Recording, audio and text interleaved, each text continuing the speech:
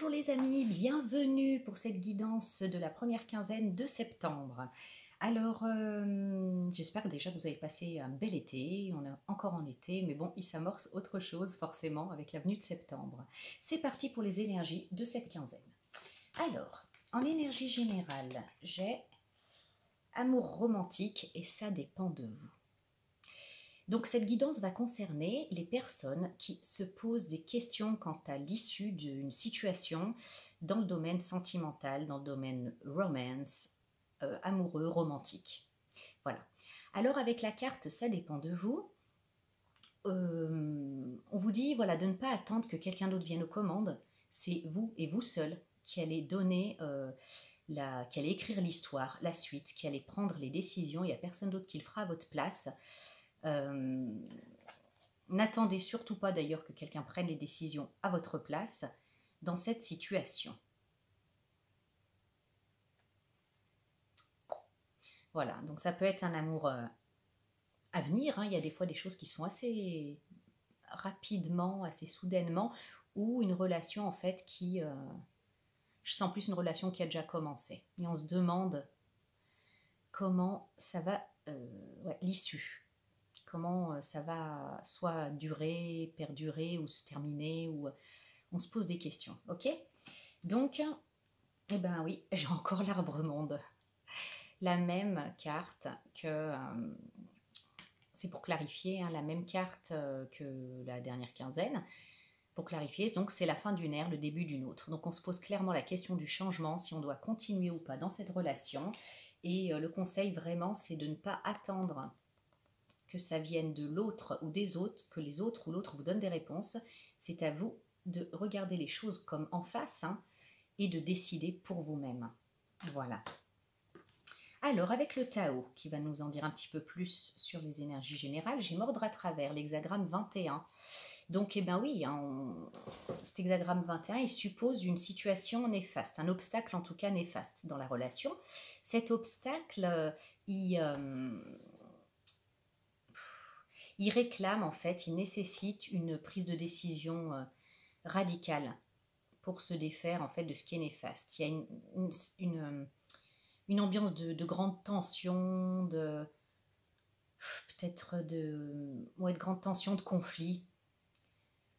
Et il faut en fait ici, avec la carte de mordre à travers, c'est réellement en fait mettre fin de façon radicale à l'obstacle, soit pour continuer et retrouver l'entente, soit pour retrouver en tout cas l'harmonie. Dans tous les cas, pour retrouver l'harmonie. Hein. L'harmonie et la paix. J'ai l'hexagramme 49, la révolution. Voilà, c'est prendre une décision radicale, tranchée.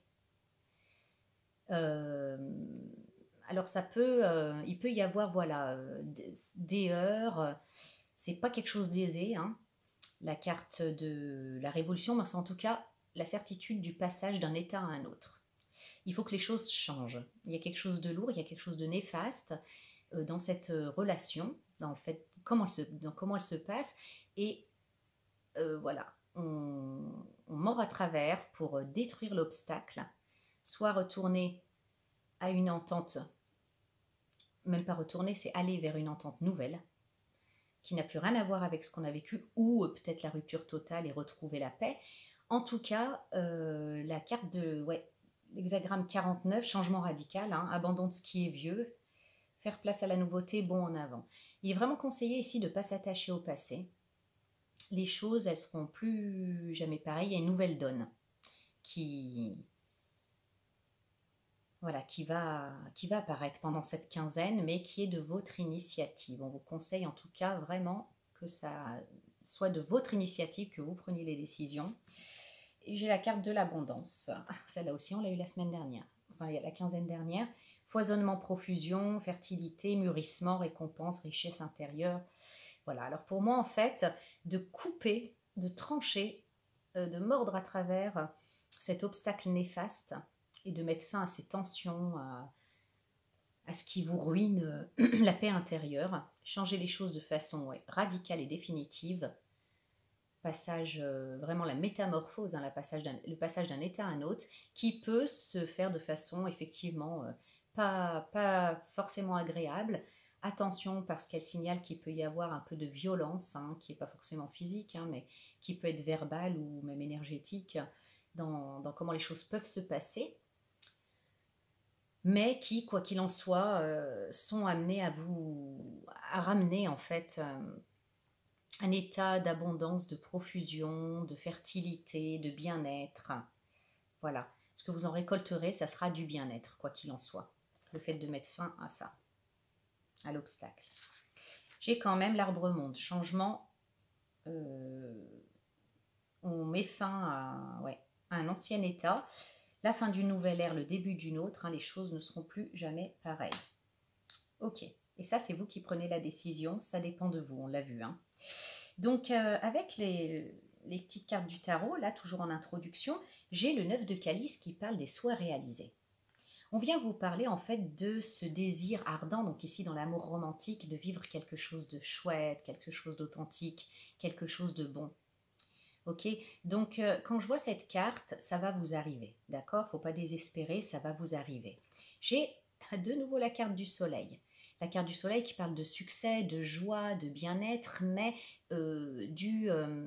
suite à un travail, à du travail, ça ne tombe pas du ciel tout cuit. Donc se veut réaliser, voilà, cette relation romantique, cet amour romantique dont vous rêvez, auquel vous aspirez en tout cas, il tombe pas du ciel comme ça, il y a un certain travail à faire et quand je vois les blés là-bas, j'ai tendance à penser savoir trier le bon grain du mauvais grain. C'est comme ça qu'on vit, qu'on arrive finalement à des relations épanouissantes. Ça passe par le discernement, ça passe par vouloir voir les choses en face, accepter de voir les choses en face, éclairé par le puissant soleil, éclairé dans toute son entièreté, dans toute sa vérité. Voilà. Ah bah, le 2 de calice. Et ben le 2 de calice, voilà, c'est la relation harmonieuse. Pour arriver à cette réalisation de vos souhaits, à cette relation harmonieuse, ça nécessite quand même un certain travail qui tombe pas tout cuit du ciel. Ça nécessite de regarder les choses en face, d'oser accepter les choses comme elles sont, j'ai l'impression, et les gens comme ils sont, et soit de tourner les talons, soit d'essayer de travailler sur les choses s'il y a du potentiel. Quoi qu'il en soit, c'est ça la clé du succès relationnel et d'épanouissement relationnel, hein, malgré les différences des uns et des autres. Mais j'ai quand même ce petit message de réconfort que ne désespérez pas, ça va vous arriver, malgré ce que vous avez vécu ou ce que vous vivez manifestement. Donc voilà, pour l'introduction, vous savez maintenant de quoi on va parler. Donc les guidances, elles ne vont pas forcément parler à tout le monde, sinon il faudrait que j'en fasse plein. Celle-là, voilà de quoi elle va parler. Alors, j'ai pris les cartes « Je prends mon envol ». Pour la petite anecdote, tout à l'heure, je suis allée, ma fille en fait rentre à l'université et dans la ville où elle est, je suis allée cet après-midi déménager les dernières affaires, etc. Et quand on allait manger dans un petit restaurant, il y avait une jeune fille, pas française, hein, on voyait qu'elle vadrouillait avec la guitare, le sac à dos, puis je crois que, oui, je pense qu'elle n'est pas française. Et puis elle m'a fait un grand sourire comme ça, très insistant. Donc derrière mon masque, je lui ai souri aussi. Et puis après, quand on s'est assis pour manger, j'ai remarqué qu'elle avait le jeu Je prends mon envol. Et elle était en train d'écrire des notes, peut-être d'apprendre, de travailler sur ce jeu. Je me suis dit, tiens, je le prendrai, je le prends comme un petit signe, je le prendrai pour la prochaine guidance. Voilà pourquoi il est là aujourd'hui. L'authenticité vous ouvre des portes. Se cacher de soi et cacher qui on est aux autres pour leur plaire se révèle à la longue douloureux et épuisant. Osez être vous-même et vous révéler dans votre vérité, vous ne pouvez qu'y gagner. Donc d'emblée, en fait, je sens que les personnes concernées par cette guidance se sont comme contorsionnées pour essayer de rentrer dans les critères de cette autre personne, de plaire, de lui plaire, pour essayer de lui plaire, pour faire en sorte que ça aille. Mais vous avez comme beaucoup tiré sur la corde, si bien que vous êtes comme éloigné de votre authenticité, de votre être réel. Être authentique demande beaucoup de courage. Vous voulez être en parfaite concordance avec vous-même, mais vous avez parfois envie de démissionner et faire semblant parce que vous avez peur de perdre des relations qui vous tiennent à cœur. Il est vrai que l'authenticité exige d'exprimer des sentiments qui peuvent parfois paraître ridicules aux yeux de notre entourage. Elle demande une sorte de transparence qui peut vous rendre plus vulnérable parce que plus authentique. C'est aussi oser se démarquer de l'opinion des autres. L'authenticité, c'est oser être qui vous êtes, en acceptant que votre caractère, bien humain, vous garde en évolution constante.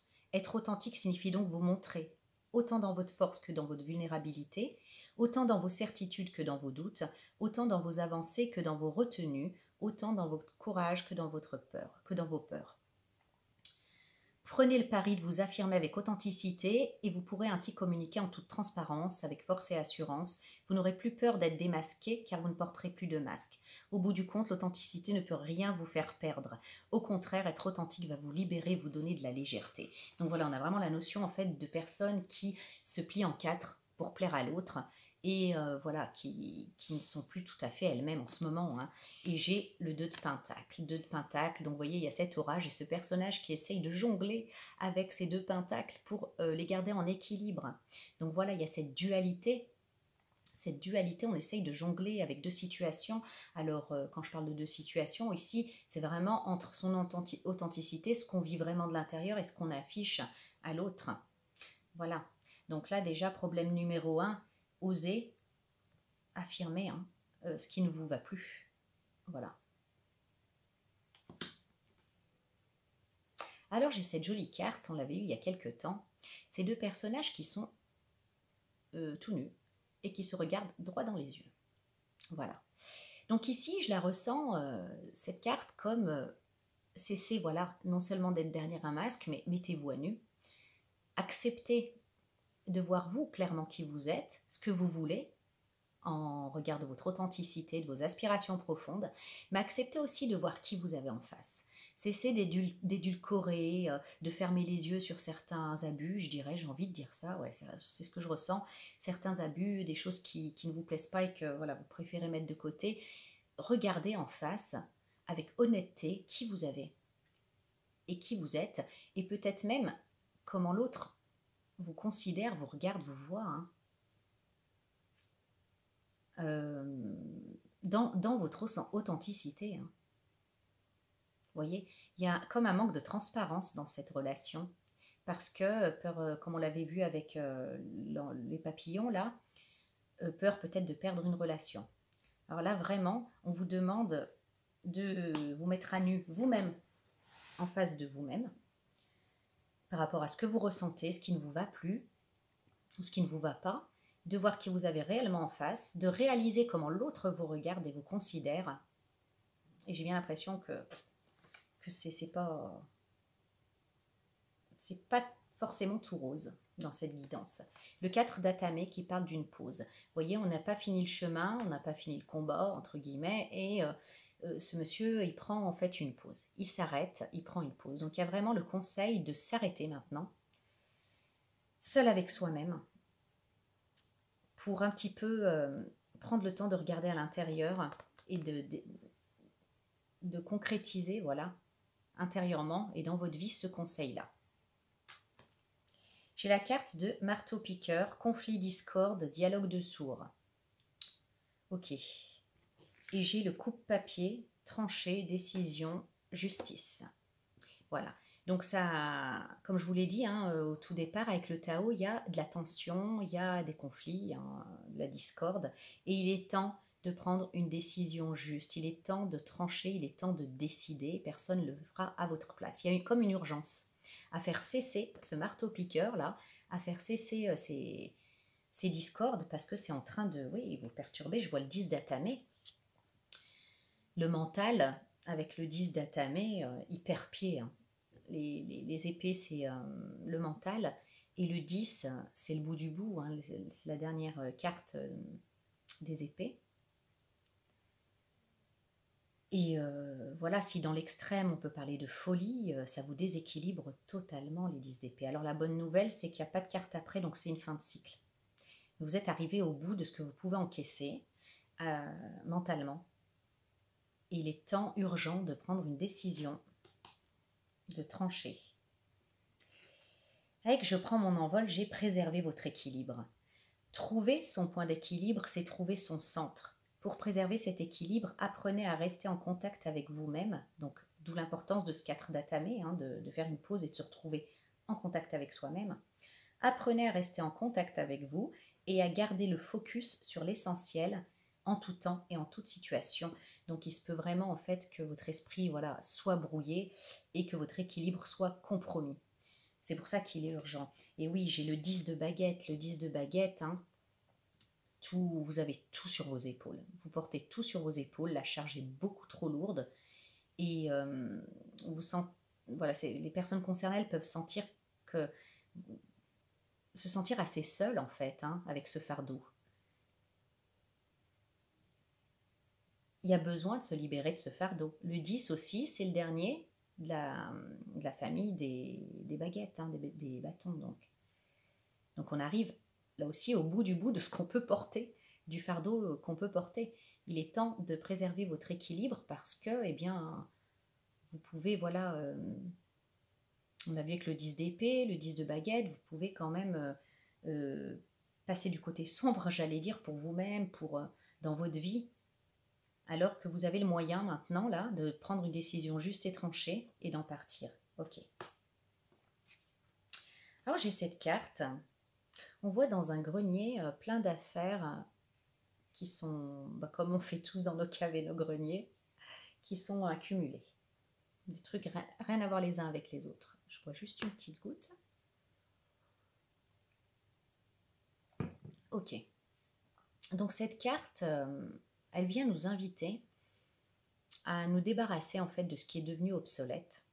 Alors on va parler de façon figurée, on a tout plein d'objets et il vaut mieux parfois se débarrasser d'un objet et à la limite le racheter parce qu'on se rend compte qu'on en a besoin et qu'on le rachète parce qu'on en a besoin, plutôt que de cumuler inutilement et finalement la place est occupée, on ne laisse pas place au nouveau. D'accord? Donc de manière symbolique, de manière relationnelle puisqu'on y est. Le conseil, c'est aussi en fait de faire le tri et d'être honnête et de voir en face ce qui ne nous va plus et ce dont on doit se détacher. Voilà. Les relations où vous n'êtes pas respecté, vous n'en avez pas plus besoin. Voilà. Si tant est qu'à un moment vous en aviez besoin, c'était pour un apprentissage, besoin entre guillemets, mais là vous n'en avez plus besoin. Et il est temps de vous respecter et de vous débarrasser des relations qui sont obsolètes. Et là, j'ai l'arcane majeur, la lune. Donc, dans ce jeu, le tarot de la magie verte, la lune, elle vient clairement dire que les choses, elles sont pas nettes. Que derrière une belle apparence, si on gratte le vernis, il y a du pourri. Que les choses, elles peuvent être illusoires. Que votre esprit est embrouillé concernant la situation, mais qu'il y a quelque chose qui ne va pas. Voilà. Et là, on vous demande de débarrasser, parce qu'effectivement, il y a des choses qui ne vont pas. Et on parle bien de cette relation. C'est facile, dans une relation, d'être mentalement perdu et que ça fasse illusion, parce que si c'était tout pourri, un point c'est tout, ça serait bien plus simple. Mais souvent, il y a une alternance de moments extraordinaires, et puis de trucs qui viennent frapper derrière la nuque, comme ça, là, on ne sait pas d'où ça vient, et puis tout à coup, c'est extraordinaire, donc comme on est choqué, c'est la définition même de la manipulation.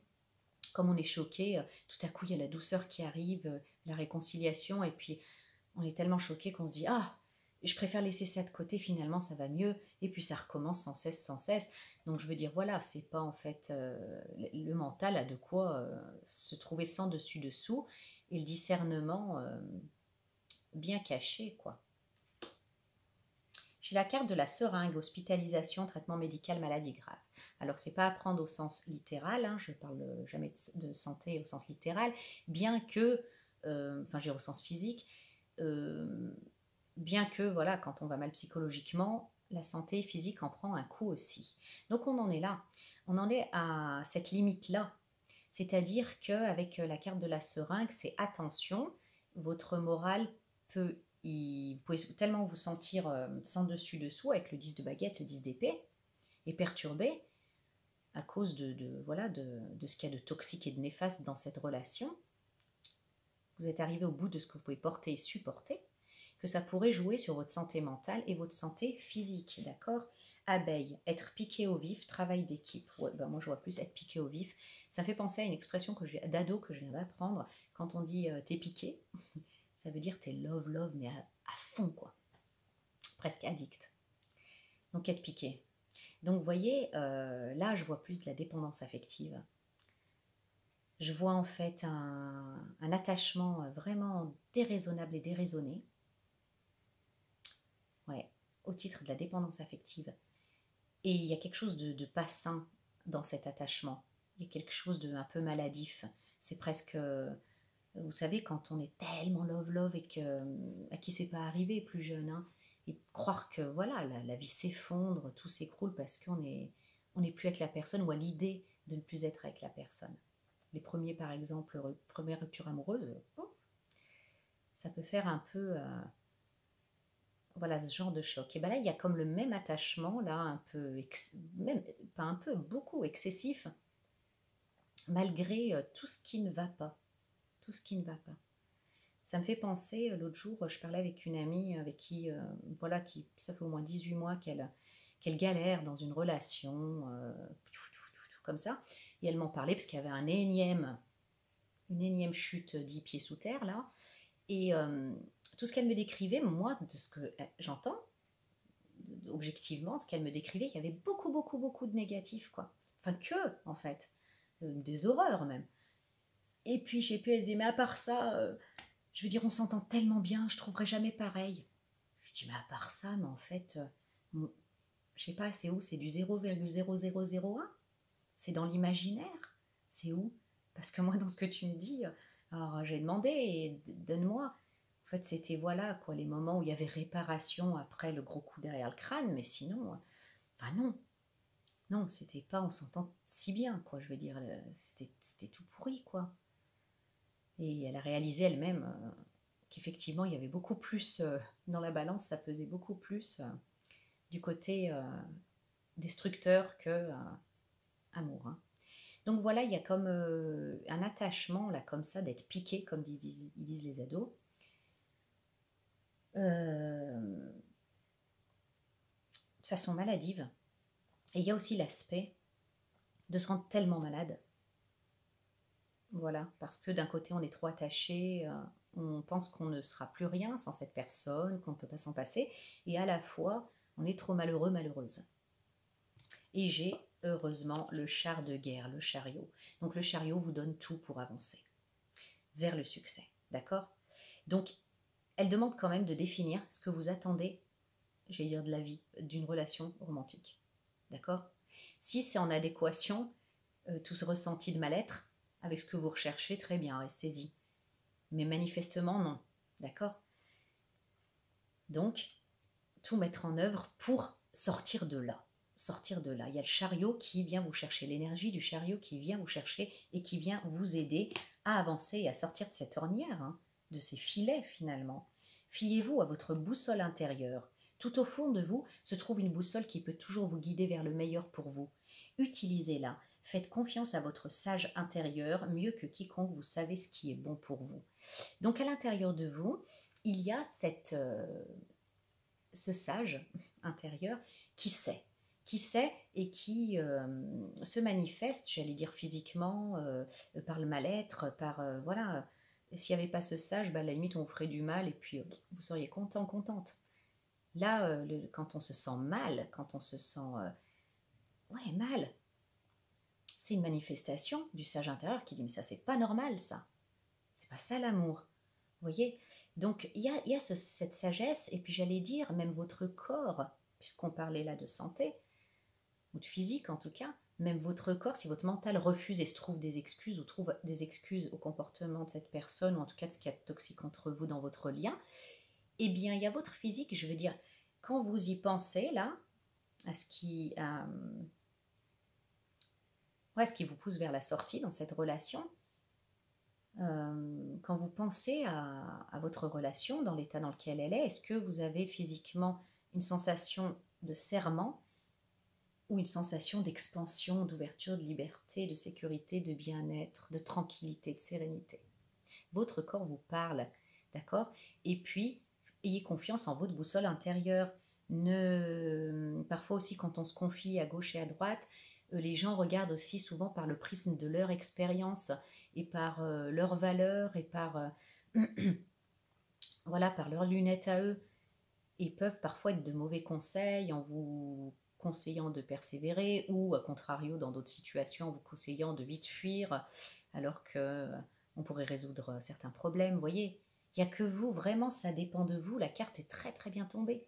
Il n'y a que vous, avec tout ce que vous savez, avec tous les éléments que vous avez, avec, en comprenant la psychologie et les motifs plus ou moins cachés que vous percevez de cette personne, de par son comportement, ses agissements, son attitude, ses mots, dans tous les sens du terme. Vous savez, vous pouvez être clair. Et là, j'ai la pierre levée. La pierre levée, vous voyez, ici, on voit une balance, la balance de la justice. Vous savez très bien ce qui pèse le plus lourd là-dedans. Si c'est l'amour authentique, l'amour dans tout ce qu'il a de plus sain et de plus beau, ou si c'est de l'attachement avec tout ce que ça entraîne de supporter, de néfaste et de toxique pour vous. En tout cas, la pierre levée, elle vient inciter à se faire justice, à être juste envers soi-même et les autres. Ici, vraiment, c'est se faire justice. C'est rigolo, là, ces cailloux. On a les mêmes. Se faire justice. Vous savez la balance où elle penche. Voilà. Et ce que vous avez à faire. Ne confondez pas, encore une fois, soyez honnête envers vous-même et regardez-vous vraiment tout nu, hein, de façon sans artifice et sans se mentir à soi-même, concernant vos motivations et ce qui vous attache dans cette situation. Et voilà ce que j'ai là. On voit un bonhomme qui emprisonne son sage, c'est vraiment ça, hein. On en parlait tout à l'heure, son grand moi, cette partie qui sait et qui est sage, et qui balance la clé, parce qu'il n'a pas envie de l'entendre. Et lui, il lui crie, il dit non, mais écoute-moi. Donc il y a voilà, vous savez, tous vos mots physiques, tout ce malaise, le mal-être, l'amour devrait en fait vous donner une sensation et vous faire vivre concrètement quelque chose dans le sens de l'expansion, de l'ouverture, du bien-être, de la paix, de la sérénité. Pas quelque chose qui vous resserre, qui vous diminue, qui vous replie, qui vous fait mal, qui vous inquiète. Vous voyez? Et ça, votre sage, il vous le dit, mais clairement, on vous signale ici que vous n'avez pas envie de l'entendre et qu'il faudrait pourtant l'écouter. Il faut l'écouter. Ne rejetez pas cette partie de vous-même et mettez-vous en face. En fait, ça me fait vraiment penser à la chanson de Benabar qui s'appelle Porcelaine, qui dit, et je crois bien que je vais donner ça comme titre à la guidance, il n'y a pas forcément de prince charmant derrière tous les crapauds. Désolé messieurs, c'est au masculin et c'est par rapport à une fille, cette chanson. Vous la connaissez? Je vais vous la chanter, tiens. Aux sanglots dans le combiné, je savais que c'était toi. Raconte-moi tes malheurs, mais d'abord mouche-toi. Tu t'es fait plaquer par le nouvel homme de ta vie. Pourtant c'était sérieux, tu le connais, au moins depuis vendredi. La dernière fois, c'était un homme marié qui devait divorcer, t'avais pas le droit de l'appeler. Boum, boum. Non, il voulait faire les choses bien pour pas que sa femme souffre. Il lui a fait un autre gosse pour sauver son couple et ses pantoufles. T'étais dans le rôle de la passade du cap de la quarantaine, mais comme dit ton psy, c'est 300 francs. Oui, c'est une vieille chanson. Et à la semaine prochaine, avec tes rêves de midinette et ton cœur d'artichaut. T'es une porcelaine dans un magasin d'éléphants. Y a pas forcément de prince charmant derrière tous les crapauds, tous les blaireaux. Après, ça disait comment? Le printemps dernier, ton horoscope était formel. Tu allais rencontrer l'âme sœur. Il y avait Mercure dans ton ciel. T'as aimé un Capricorne, ton signe complémentaire. Il était bisexuel. Les astres sont parfois tête en l'air. Toudoudou. Souviens-toi du connard, la brute au grand cœur. Une enfance difficile, sûrement battue par son père. Tu trouvais plein d'excuses à ce beau célibataire. Quand il te collait une danse, c'était un transfert. Tout après, ça fait un rêve de midinette. Passons sur le macho qui te donnait tout le temps des ordres, et l'écrivain qui écrivait rien que tu trouvais génial, celui qui vendait tes bijoux pour s'acheter sa poudre. Et y a eu moi aussi, mais c'est pas pareil. Enfin, comme prévu, t'es tombé raide dingue de ton psy. C'était l'image du père, un complexe oedipien enfoui. Il a gâché votre première nuit qui devait être la plus belle, en débarquant dans la chambre, vêtue de porte-jartelles. Ça t'a fait un choc, tu disais, mais les hommes sont tous pourris. Mais comme dit ton psy, prends le fouet, il est sous le lit. Toudoudou, avec tes rêves de midinette. Bref, tout ça pour dire que vous cherchez des excuses sans cesse à cette personne. Vous avez tellement envie d'y croire, ce 9 de coupe, ce 2 de coupe, voilà. Et ça peut vous pousser à ne pas vouloir voir les choses en face, voir cette personne en face. Votre sage intérieur, il vous chante Benabar, il vous chante porcelaine et il vous implore de l'écouter. Voilà, et de ne pas jeter cette clé. Le 5 de Pentacle, c'est le sentiment de rejet, de misérabilité. Je crois que c'est de ça que vous avez peur. C'est de la solitude, du rejet, de la sensation en fait de ne convenir à personne et de la peur d'être toujours comme rejeté, à l'écart et de ne pas trouver. Mais rappelez-vous bien, et je comprends bien mieux maintenant pourquoi on nous a donné le 9 de coupe et le 2 de coupe avec le soleil, ça va vous arriver. Mais débarrassez la place pour pour laisser cet amour, ce vrai amour arriver dans votre vie. Si vous cumulez oui c'est ça, c'est cumuler les blaireaux et les, comment on dit blaireau, le mot blaireau a pas de féminin. Grognasse, vous m'inspirerez si vous voulez. Voilà, si vous laissez la place à ces personnes-là, débarrassez-vous-en vite, quoi. Si vous laissez la place à ces personnes-là, vous ne pourrez pas trop... Voilà, la place sera prise et vous ne pourrez pas encore laisser la place au véritable amour, à l'amour authentique. Voyez ? Donc il y a comme ce travail à faire sur vous-même, sur peut-être la blessure de rejet. En tout cas, avec charmeur de serpent, j'ai manipulation, séduire, attirer. J'ai pas besoin de vous faire un dessin. Ça parle de cette personne. J'ai le hérisson, se défendre, se protéger. J'ai pas besoin non plus de plus expliciter. Cette personne est manifestement manipulatrice dans la séduction et vous avez plein de preuves en face de vous. Peut-être, oui, voilà, que tel un charme hypnotisé, tel un charmeur de serpent, cette personne vous hypnotise par sa musique, les paroles, par voilà, des injonctions paradoxales aussi, des attitudes paradoxales, des paroles paradoxales. Mais en tout cas, vous savez bien, au fond de vous, votre boussole intérieure, elle vous commande bien de vous défendre, de vous protéger. Et pour finir, j'ai le 6 d'Atamé. Le 6 d'Atamé, c'est se barrer. Le 6 d'Atamé, ouais, regardez, il a pris que ses 6 épées, son cheval, il n'a même pas de selle d'ailleurs, et lui-même. Il part avec très peu de choses. Et il quitte un endroit, définitivement, un endroit où il n'a plus rien à faire, qui lui apportera plus rien. Il le quitte définitivement pour aller de l'avant. D'accord ? Pour partir vers sa destinée, vers autre chose. Il n'y a plus rien de bon à gratter. Même si on gratte, il n'y a plus rien de bon à récupérer dans cette situation de manipulation, de séduction. Dans le sens négatif, séduction.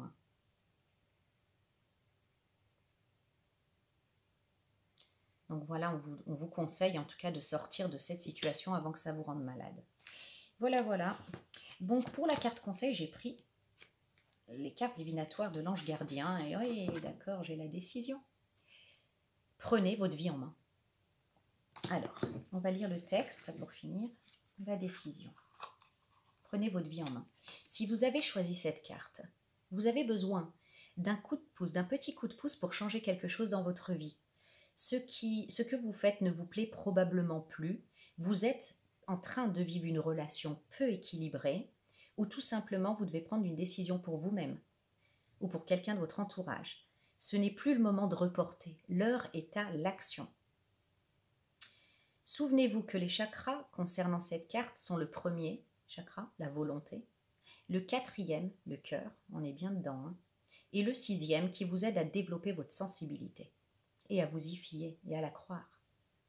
Essayez de maintenir le contact avec leur énergie afin d'atteindre l'équilibre nécessaire pour accomplir ce pas.